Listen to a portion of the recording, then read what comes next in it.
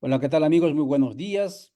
Como pueden ver en la pantalla, cuando febrero es día 4, El Salvador decide porque más de 6 millones, cerca de 6 millones de salvadoreños, ese país pequeño de Centroamérica, ha sido convocada a las urnas. Vamos a grabar esta transmisión que también estamos haciéndolo en vivo y en directo en para que puedan tener.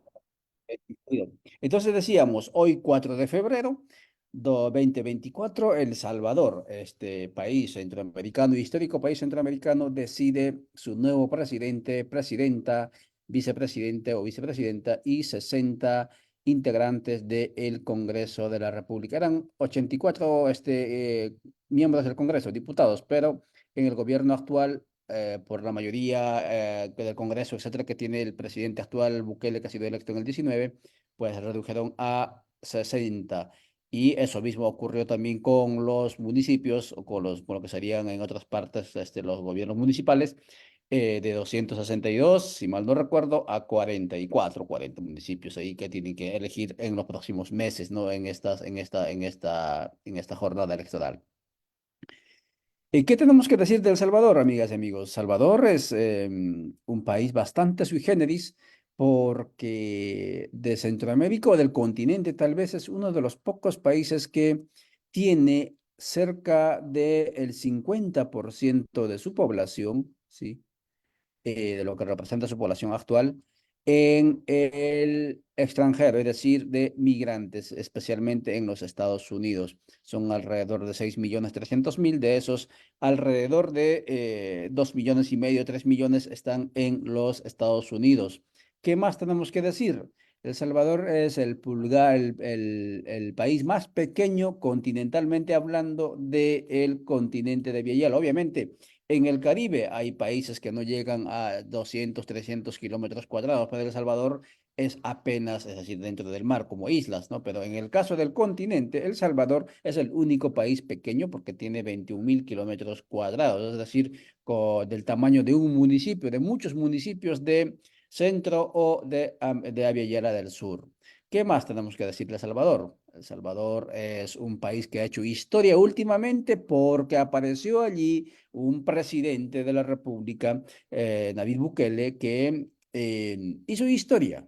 Nos guste o no, hizo historia porque hay mucha gente que sabe de El Salvador por Nayib Bukele, porque por su política, más allá de que si estamos o no de acuerdo del tema de la seguridad, eh, ha logrado, por lo menos aparentemente, poner, digamos, cierta certidumbre en el país a través de su estado de excepción constante, creo que desde el 2021 en adelante.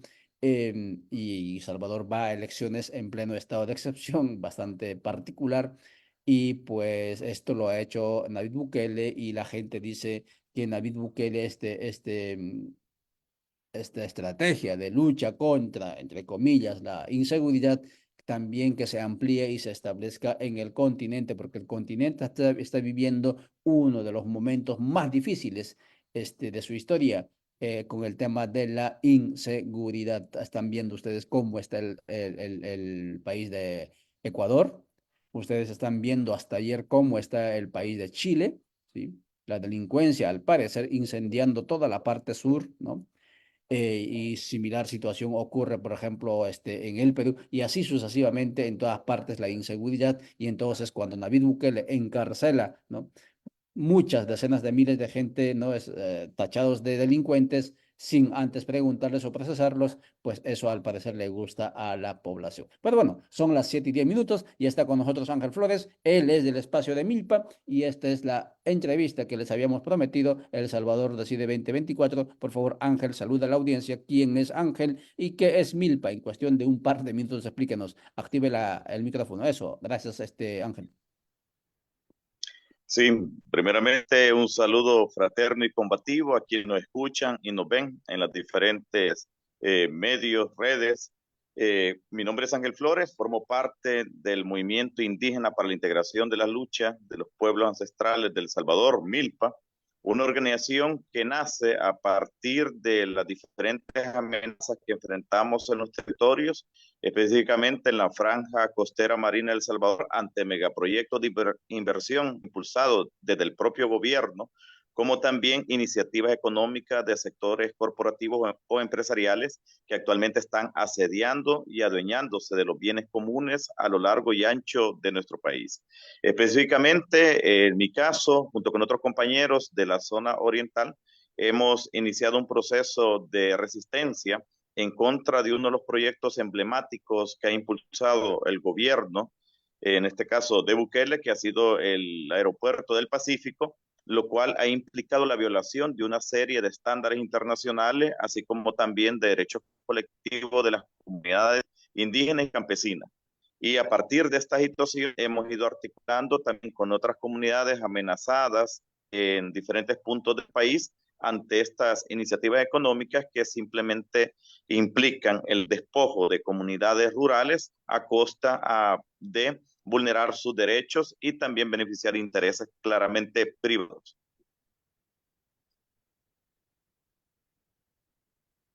Bien, Ángel, muchas gracias. Entonces ahí estamos con Ángel, uno de los actores desde el espacio de lo que llaman sociedad civil, o lo que llamaríamos, si acaso, no sé si es el término por allá, sus movimientos sociales, frente al avance del neoextractivismo y el neoliberalismo en El Salvador. Ojo, antes de entrarle a esta entrevista, tenemos que indicar que El Salvador no está decidiendo fuera del espectro del neoliberalismo. ¿Sí? Los 6 candidatos que están disputando en este momento las presidenciales son básicamente neoliberales, neoliberales entendido ese proceso de despojo violento, de acumulación violenta del capital, no importa en qué territorio. Ángel, si tuvieras que hacer una valoración resumida del proceso electoral, si nos podrías plantear 2 o 3 ideas, ¿qué ideas nos quisieras compartir con nosotros de este proceso electoral en El Salvador? Muy bien, yo creo que en nuestro país, inclusive el hecho que existe una reelección de Bukele ya implica una grave violación a la Constitución de la República, lo cual desde allí plantea de que claramente no respeta los marcos democráticos, tanto en nuestro país como también reconocidos a nivel internacional, y viene a ser prácticamente una forma de garantizar la continuidad y profundización de las políticas neoliberales y extractivistas en nuestro país. Entonces las elecciones, en este caso el presidente, hoy candidato nuevamente Bukele, ha dejado plasmado inclusive sobre cómo requiere no solamente de la presidencia, sino también de una asamblea legislativa tal y cual se ha mantenido servil y dócil a sus intereses. En ese sentido, dentro de esta democracia, que igual nosotros la categorizamos como la democracia burguesa, porque no es una democracia para la clase trabajadora, sino que los procesos electorales siempre han representado la continuidad de los intereses de los grupos poderosos de nuestro país a lo largo de la historia. Es decir, en este caso, las elecciones no implicarían un cambio real en función de la clase trabajadora porque nunca lo han significado. Y por otra parte también nosotros planteamos lo siguiente, que los sueños de la clase trabajadora no están en las urnas. Pero en esta ocasión hay que entender que el carácter cada vez más profundo de dictatorial que está tomando el gobierno y que vamos en vías a ello, se le ha facilitado durante este último periodo presidencial debido a que tiene una asamblea legislativa que es sumamente dócil y aprueba de forma expedita diferentes normativas que afectan a la mayoría de los sectores populares, como la ley de expropiación, la ley de integración del comercio agropecuario, ley especial para zonas tecnológicas de El Salvador, que son leyes que al final posibilitan el despojo de la tierra, del agua a las comunidades y al mismo tiempo beneficia a los sectores empresariales de nuestro país. Es decir, si bien en los diferentes gobiernos se garantiza como ciertos grupos empresariales sus intereses. En esta ocasión los sectores hegemónicos que siempre han existido están cumpliendo sus proyectos neoliberales como nunca se había hecho. En ese sentido, nosotros hacemos, en este caso, caracterizamos que este tema de continuar bajo ese control, tanto en la Asamblea Legislativa y también a nivel presidencial, implicaría continuar con todo este plan encaminado a precarizar las condiciones de vida de los trabajadores en función de los intereses de acumulación de riqueza, ¿va? En este caso, de los sectores empresariales.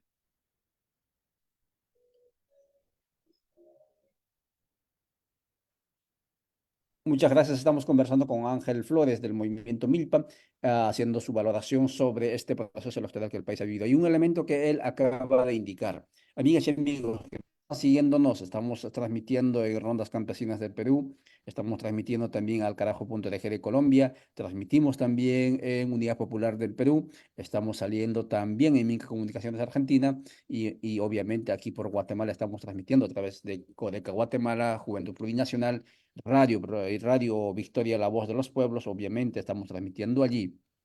A nuestra audiencia explicamos, en la parte de Centroamérica, a diferencia de la parte del centro de Aviala, a diferencia del sur de Aviala, ¿no? Que es así como lo llamamos a nuestro continente en el proceso de la descolonización que vivimos, las constituciones de las repúblicas, en el caso de esta parte del continente, no admiten la reelección porque vienen de una historia, y eso es lo que se ha plasmado como artículos pétreos, de una historia de constante dictadura, constante, digamos, usurpación de funciones por algunos que llegaban al poder y se eternizaban.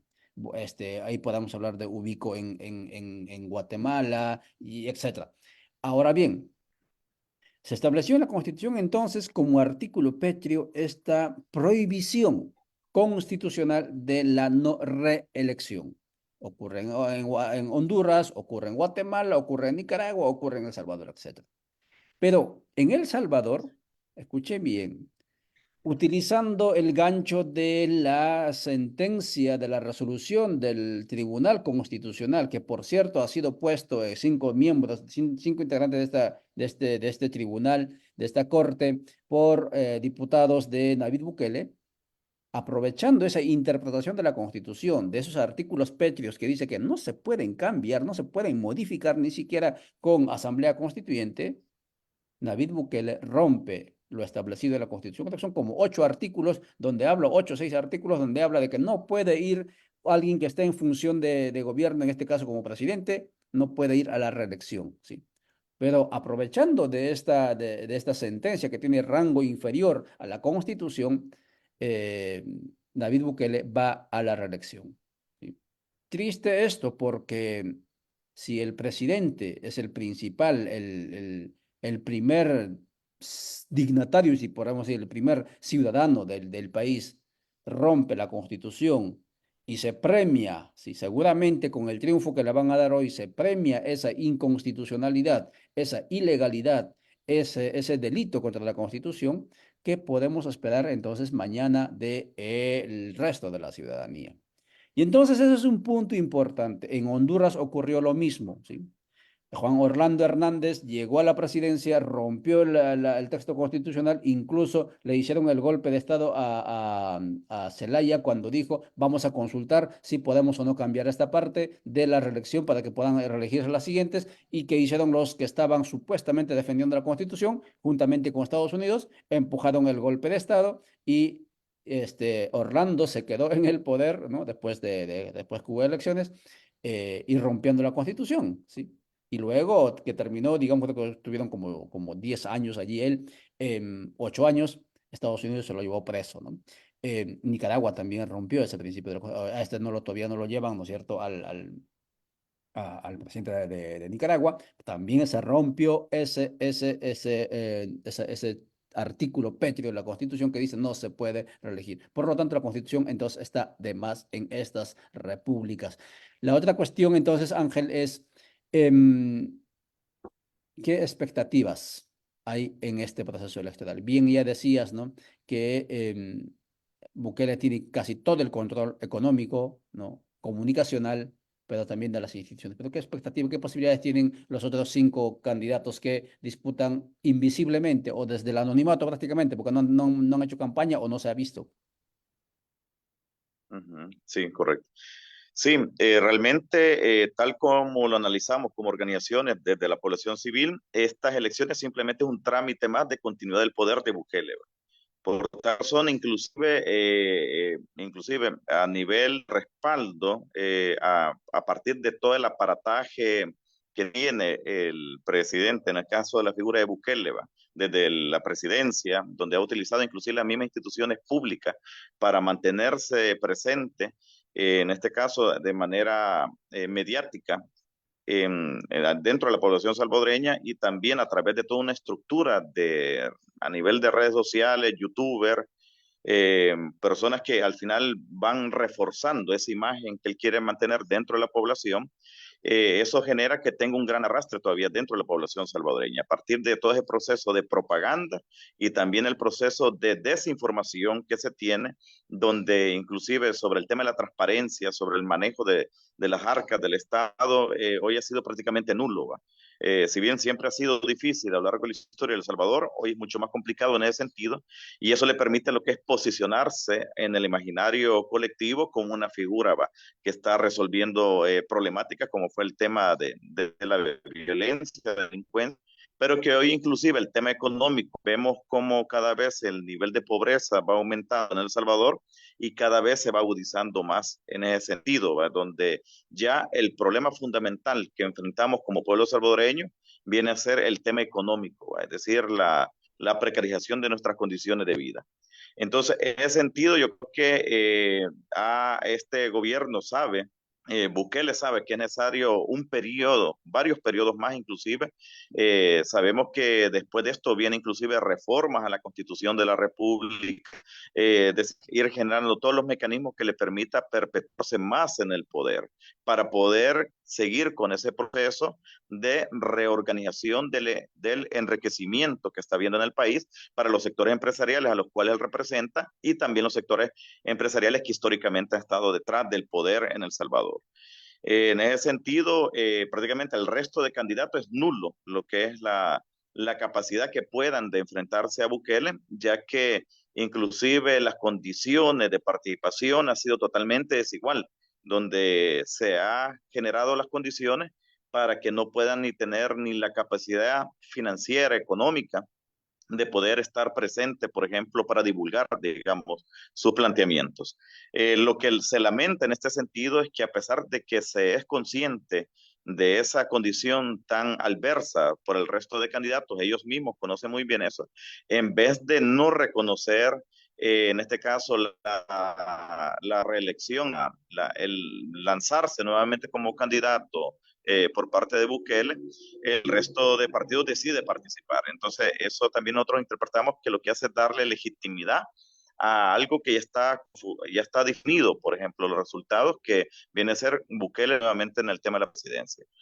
Por otro lado, en el caso de la Asamblea Legislativa, sabemos como inclusive Bukele lo ha expresado en sus diferentes difusiones a nivel mediático, donde un diputado menos para él significaría no continuar aprobando las leyes. Entonces, estamos conscientes también que se tiene que tener una posición muy crítica, un voto crítico contra Bukele, entendiendo que no se le puede facilitar tener toda la Asamblea Legislativa para la aprobación de forma expedita de leyes. En ese sentido, nosotros como organizaciones, también dentro del movimiento indígena, desde la clase trabajadora, hacemos el planteamiento de hacer un voto crítico contra Bukele, pero sin que esto signifique un respaldo hacia la oposición, en este caso del buquelismo en El Salvador. Entonces hacemos ese llamado entendiendo en que no se le puede permitir que tenga el control de la Asamblea Legislativa porque eso va a facilitar mucho más los procesos de despojo que se está realizando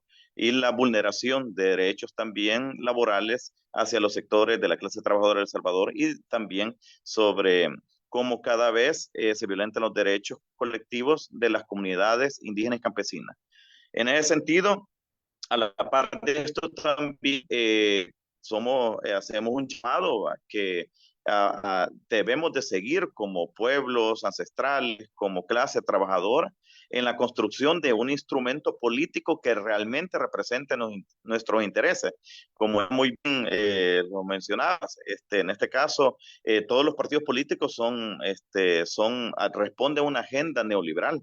En ningún momento han representado los intereses de la clase trabajadora ni de los pueblos originarios del Salvador. En ese sentido, es también hacer un llamado a hacer ese voto crítico contra Bukele, que es notificando el respaldo también a los partidos de oposición, sino siendo conscientes que no tenemos que generarle las condiciones que le faciliten la aprobación de leyes voraces en contra de los sectores populares. Pero por otro lado también hacer el llamado a la construcción de un instrumento político desde los pueblos originarios, desde la clase trabajadora, para poder defender nuestros intereses de forma contundente. Estamos conversando en esta mañana a través de Radio Victoria y otros canales con Ángel Flores de Milpa a raíz justamente de El Salvador Decide 2024. Más de 6 millones de salvadoreños de este país pulgarcito del continente en cuanto a tamaño, pero en cuanto a voluntad, pues es uno de los gigantes. Está decidiendo quién será su siguiente presidente, presidenta y sus siguientes 60 diputados. Decíamos que David Bukele va contra lo establecido en la Constitución y además utilizando todo el aparato, digamos, financiero y maquinaria del Estado para hacer campaña e imponerse sobre los otros cinco. Y obviamente, según las últimas encuestas, al parecer de los 60 diputados, al parecer va a tener el 80, el 90% de diputados. Se lo va a llevar prácticamente todo. Es decir, como dice este Ángel, va a ser o es prácticamente una suerte de plebiscito al gobierno de Nayib Bukele porque la gente está contenta en El Salvador, porque no hay pandillas en las calles, porque supuestamente la corrupción se disminuye, porque ya no van a ser 262 municipios, sino ahora serán 42, 44 municipios, porque esa es la reforma que hizo Bukele, ya no serán 84 diputados, ahora serán 60 diputados, etcétera. Pero la pregunta, estimado Ángeles, ¿cómo llegamos en El Salvador a esta situación? Porque prácticamente es digamos, es la concentración del poder a una sola persona, ¿no? Utilizando, digamos, incluso la misma gestión del cuerpo, el mismo lenguaje, el mismo modo de hacer diferente, digamos, el uso de la comunicación. ¿Cómo llegamos a esa situación? ¿Cómo se llega en Salvador? ¿Cómo se explica eso? ¿Por qué? Pues la muerte de los partidos políticos, la muerte de la alternancia en el poder, etcétera. Sí, entender, por ejemplo, cómo llegó Bukele al poder y cómo se fue cada vez cooptando diferentes entidades democráticas, si lo podemos llamar así, del Estado salvadoreño, tiene que hacerse un análisis histórico ¿va? También. Es decir, simplemente es una continuidad más de todo los intereses de los sectores poderosos y económicos del país. En ese sentido, podemos ver que Bukele simplemente es el engendro tanto de los gobiernos de Arena durante sus 20 años como también durante los 10 años del FLN. Es decir, Bukele no era llegado al poder, sino era sido por los gobiernos tal y cual como lo ejercieron Arena y el FMLN. Es decir, donde se implementaron políticas neoliberales a finales de la época de los años 80 que fueron empobreciendo a los sectores de nuestro país y al mismo tiempo, bueno, en este caso cuando Arena llega al poder, empieza toda una serie de privatizaciones que fue empeorando las condiciones de vida de El Salvador a tal punto que eso generó el tema de la migración hacia Estados Unidos y hacia otros territorios también del planeta. ¿Va? Otro aspecto también que es fundamental entender es que todo este proceso también que se viene a concatenar o profundizar durante esos periodos de inicio neoliberal es en el tema de la desigualdad social, es decir, la desigualdad donde cada vez hay un proceso de acumulación de los medios de producción por parte de unos de los sectores dominantes a costa de despojar a los sectores populares. Ese proceso de desigualdad fue lo que también fue generando situaciones de violencia, el tema de las pandillas en nuestro país. Entonces, a ese proceso de despojo de aplicación de medidas neoliberales, también se da el tema del papel que jugó el FMLN durante su gobierno, donde no solamente no frenó la implementación de políticas neoliberales, sino que profundizó las mismas, donde cada vez igual los sectores empresariales eran capaces de poder tener en la agenda pública sus intereses a través de la población de leyes como la ley del asocio público-privado o como inclusive el carácter más capitalista, como fue la propuesta de ley que realizó durante el último periodo del FMLN a través de su ministra de Economía, donde planteó la propuesta de ley de la Zona Económica Especial del Oriente del Salvador, que es la expresión más capitalista que puede haber.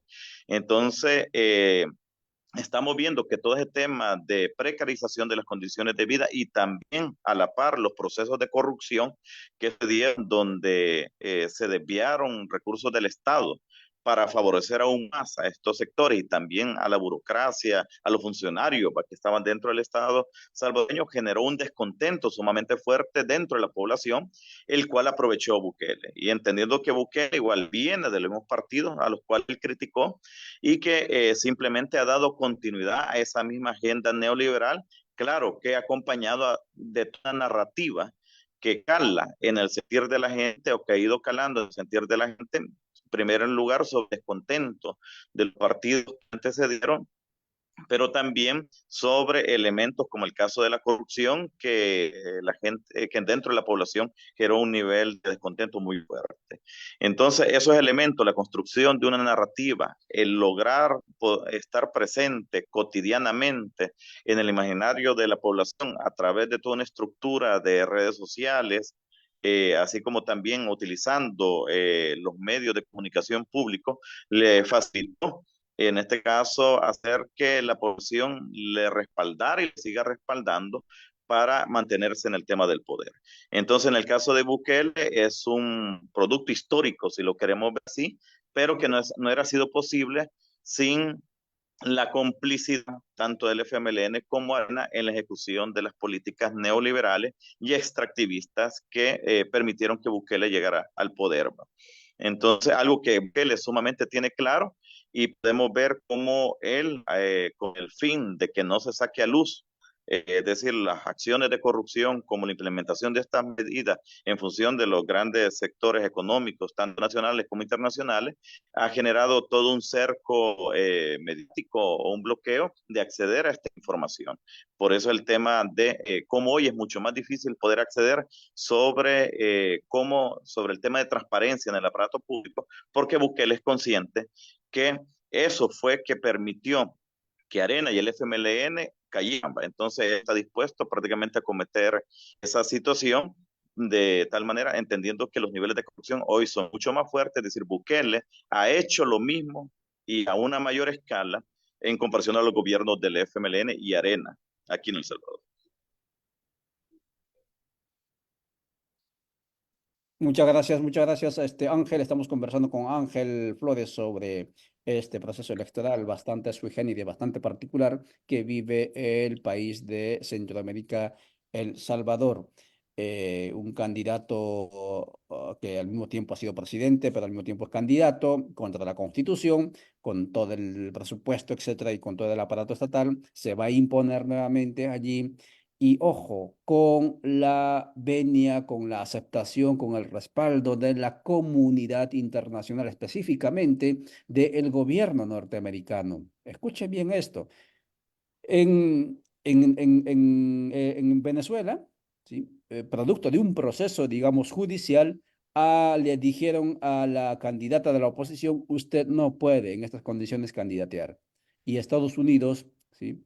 Le volvió a aplicar sanciones económicas, bloqueos económicos criminales contra Venezuela. Y eso, ojo, solamente obedeciendo las leyes establecidas en el país, que la misma población lo aprobó. Pero en el caso de El Salvador, el presidente que está yendo ahora como candidato y va a ganar, ¿no? Y, y es, digamos, amigo, porque así fue como el subsecretario de Estado cuando pasó por El Salvador la última vez cuando le preguntaron, ¿pero qué dice usted de Nayib Bukele que rompió la Constitución y está yendo como ellos que lo decidan, ¿sí? Aquí nosotros no nos metemos. Esta es la actitud, la doble moral del gobierno norteamericano y de la comunidad internacional que está legitimando con que la poquita o mucha institucionalidad que haya existido en ese país y constitucionalidad vaya yéndose al trasto. Para ir concluyendo, Ángel, son las 7:35. ¿Qué expectativas tienen ustedes de aquí en adelante? Porque es evidente que en este plebiscito la gente va a decir Naid que continúe y no solamente va a tener la cantidad de diputados que tenía antes, sino va a tener incluso mucho más. ¿Cuál es el horizonte? ¿Qué es lo que perciben ustedes de aquí en adelante? Muy bien. Sí, como sectores organizados, creo que es muy importante, somos conscientes, mejor dicho, el entender que vamos a una situación cada vez mucho más adversa, donde se va a dar un cierre prácticamente total de los espacios democráticos en El Salvador, lo cual implica una unidad de acción de los sectores en lucha para la defensa de nuestros derechos y también plantearnos la construcción de una sociedad distinta, donde lo económico, lo social gira en torno a la vida y no desde la visión capitalista, ¿va? Que es el tema de generación y acumulación de riqueza. Entonces, ese es como el principal elemento donde todos los sectores organizados tenemos que unirnos. Sabemos que hay diferencias ideológicas, pero lo que está en juego aquí es simplemente la sustentabilidad y sostenibilidad de la vida en El Salvador. Es decir, cada vez va a ser mucho más adverso el estar dentro de los territorios. Las zonas rurales están siendo amenazadas con el despojo de tierra, del agua, y los sectores de la clase trabajadora dentro del sector público o privado están amenazados cada vez más en sus derechos laborales. Eso es por un lado, el estar unidos y claramente en la lucha, ¿va? Y otro aspecto es tener como tarea central para lograr esa transformación también de la sociedad, que necesitamos retomar también esas consignas que han sido muchas veces abandonadas, donde ya no, debemos de entender que no solamente es el caso de Bukele, sino que aquí es un modelo económico, social, que predomina, que es neoliberal, capitalista, patriarcal y extractivista, que está amenazando con la vida aquí en El Salvador. Entonces, ese modelo es necesario desmontarlo. En ese sentido, tenemos que tener claro que una tarea central es desmontar el capitalismo, este modelo que está cada vez poniendo en condiciones de más inviable la vida en El Salvador. En ese sentido, es necesario la construcción también de un instrumento político que nos permita, como sectores en lucha, también impulsar esa transformación de la realidad. Entonces, esas son como esas dos tareas fundamentales, el unirnos como sectores en lucha y también construir un instrumento que permita defender nuestros intereses como pueblos originarios y como clase trabajadora para abolir el capitalismo, el neoliberalismo, el extractivismo y el patriarcado aquí en El Salvador. Muchísimas gracias, Ángel Flores, por tu tiempo. Gracias por compartir con nosotros estas tus reflexiones desde el campo, desde el espacio, desde el lugar donde está ocurriendo en este momento. Ya El Salvador van corriendo ya las urnas. Hoy deciden quién será su próximo gobernante, su próximo diputados.